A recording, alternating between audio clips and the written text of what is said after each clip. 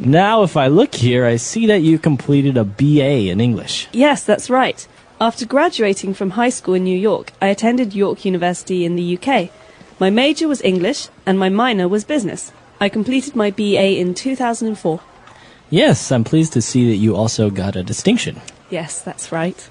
I've always enjoyed studying. My friends say I'm a bit of a bookworm, but my father always pushed us to succeed at school. Well, it looks like his encouragement paid off, Rebecca. So how about extracurricular activities at university?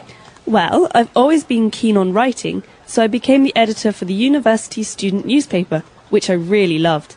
Also, I volunteered for a group called Shelter to help the homeless in New York. What did that involve? Providing warm meals and shelter, especially in the winter months. I found it really fulfilling to be part of that group. I'm sure.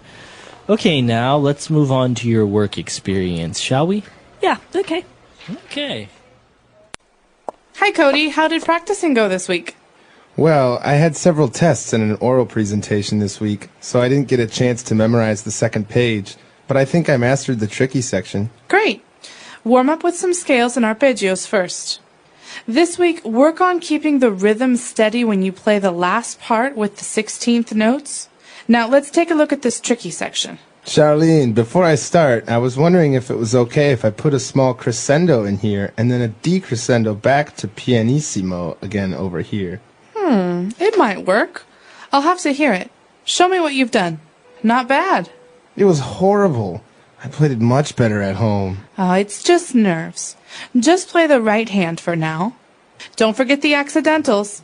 The key signature says that note should be a G sharp, but now it's a G natural. Now add the bass clef. Oh, you're going too fast. Remember the tempo for this piece is andante. Is that better? Yes, much better. Watch where you lift your foot off the pedal. What was that? Sorry, the stretch for that octave is always hard to make. That's okay. Keep going. You're moving ahead by leaps and bounds. Watch your dynamics. Keep your elbows lifted. Remember to stroke the keys. Don't pound. That's better. Remember that as a pianist or any other musician, your technique will be what separates you from the pack, just as much or as more so as your musicianship. Welcome to Perfect Getaway Tours. How can I help you? I would like to plan a surprise getaway for me and my wife. Very well. We have a couple of different options, such as beaches, the wilderness, the countryside, or even going to a spa for the weekend. I think something in the countryside would be nice. Perfect. This package includes round-trip flights to New Hampshire. A free airport pickup is included. Our VIP limousine will pick you up and provide you with complimentary champagne and finger foods to soften this 30-minute ride to the countryside. Sounds good. What is the hotel that we'll be staying at like? That is the best part. Your hotel is actually an old country villa that has been restored and refurbished to accommodate a maximum of 10 guests. You will enjoy an intimate and private time in this very spacious and warm hotel. Included in the price is 3 meals a day, excluding beverages. You can choose to eat at the fabulous restaurant that offers a stunning view of the lush green gardens. Or if you prefer, your own private butler can arrange your meal to be served in your room or outside on our terrace. Wow, this sounds like something my wife would really enjoy. Are there any outdoor activities we can take part in? Of course. The hotel has a stable with beautiful stallions for a very romantic horseback ride along the country trail. You can also go fishing at the nearby lake or visit the local vineyard. I'm sold. I want to book this trip. I don't care what it costs. Money is no object. Right, Rebecca. Now I see that after graduating from university, your first job was... For a local paper in York called the York Herald. Actually, I started with them as an intern. I was really keen on getting some experience in journalism, and this seemed like a good first step. Certainly. And after your internship? They seemed impressed and offered me a position as a junior local news reporter. I ended up staying 2 years there, actually. I was in charge of the sports news section of the newspaper. I really enjoyed it there, and it really helped me build my skills. Yes, I see. But you decided to leave them in 2006, right? Yes, that's right. My husband and I moved to London, and so I managed to find a position with a national newspaper based in London. The London Weekly, right? Yes, In some ways, it was a step down from my previous job, but it did offer me much better prospects for the future. Good afternoon, ma'am. My name is Mike, and I'm selling subscriptions to all sorts of periodicals. No, thank you. I'm not interested. Please, ma'am, if you could spare 5 minutes of your time, I'm sure we could find something that could interest you. I wish I could, but I have to walk the dog and finish cooking, so if you'd excuse me. We have a great variety of magazines all about cooking. This one, for example, is a bi-monthly publication with recipes from all over the world. Wow, well, that would be kind of useful. Do you have any other cooking magazines? Sure do. This one is a quarterly publication, but each issue has over 200 colored pages of recipes and also many home decorating ideas. Wow, this is nice. Okay, sign me up for both publications. You mentioned you have a dog. Most pet owners sign up for this weekly newsletter that has information on dog care, pet shops, and even pet sitters. That's exactly what I needed. What else do you have? Well, I also have... Hi, I would like to purchase a one-way ticket to Brussels, please. Certainly, sir. This is our train schedule. We have an express train departing every morning and an overnight train that departs at 9 p.m. How long does it take to get there? About 12 hours. We currently have tickets available only for first class on the express train. If you'd like, you can choose a sleeper on the overnight train, which is a bit less expensive. Yeah, I think that's the best option. Do you serve food on a train? 12 hours is such a long time. Yes, of course. There is a dining car towards the end of the train where they serve meals at all times. We do provide complimentary water and coffee for all of our passengers. Great, I'll take it. Here you are, sir. Your train leaves from platform number 9 at 9 on the dot. Remember to be here at least 30 minutes before your scheduled departure time, or else you might miss your train. I understand. Thank you very much. Have a great trip. Okay, now I'd like to find out more about your last job. I see you spent almost 4 years at the London Weekly. Is that right? Yes, that's right. To be honest, the first year was quite tough for me. I was really just treated more like an intern. I didn't have many responsibilities, and I found it quite frustrating. So, what changed?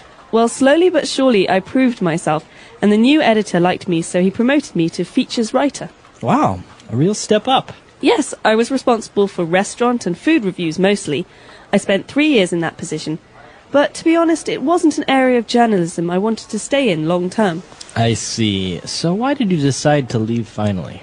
I just felt that the paper couldn't offer me any new opportunities. I really needed a more challenging role, to be honest. Honey, can you set the table? Sure. What are we having for dinner? Do I need to put anything out in particular? Well, make sure to put out the pepper and salt shakers. I don't know if your brother is coming tonight, so set an extra placemat just in case. Okay, should I use the fancy silverware? Yeah, go ahead. Forks, spoons, and knives. I roasted some meat, so be sure to put out some steak knives as well. I'll also set some cups and saucers for some coffee after dinner. Honey, have you seen our soup bowls? They're in the cupboard where you keep the gravy boat and serving dishes. Just be careful because the wine glasses are also Oops. Welcome to our show. Today I'm going to show you how to make the perfect mouth-watering sandwich. Are you ready? Let's get started. Let's start with the basics. Bread. Bread is an important ingredient here. You need to remember one thing. Choose the bread according to the following criteria: freshness, crumb, and color. If you want a closed sandwich, I recommend you first toast your bread in a toaster or oven, or grill it slightly until it gets a light brown color. Now that our bread is ready, let's talk about the ingredients. Of course, each person's palate is different, but I'm going to give you a few tips that you'll be able to use when turning any sandwich into the perfect sandwich. I would strongly recommend you put fresh vegetables in your sandwich. Do not undervalue them as they play a big role in forming the taste and will make the sandwich more refreshing and light. The best choices here are evident: cucumbers, tomatoes, onions, sweet pepper or chili, lettuce, and of course herbs. You can't go wrong with them. As for aubergines, mushrooms, and asparagus, I would recommend you first grill them slightly with a little touch of olive oil. Last but not least, we have a wide variety of condiments that we can add to our perfect sandwich. We can be subtle and add just a touch of salt and pepper, or we can combine mustard sauce, mayonnaise, ketchup, or even caviar to achieve a stronger flavor. It's always a good idea to cut your sandwich in triangles or manageable pieces to avoid all your ingredients falling out and staining your shirt. That's all the time we have for today, but join us next time where we'll be going over how to make the perfect lasagna. Till next time. Okay, Rebecca, now you've given me a good idea of your work and academic background, but what about you as a person? How would you describe your key strengths? Well, Mr. Parsons, as I mentioned before, I'm someone who needs new challenges. I'm really focused and hard-working. I think my academic results prove this. Yes, true, but how about other personal qualities? Well, I believe I'm a good team player, but I can also work well independently. I'm very enthusiastic and, well, I hope my colleagues would agree. I'm fun to work with. What would you say is your most positive quality? That's a tough question.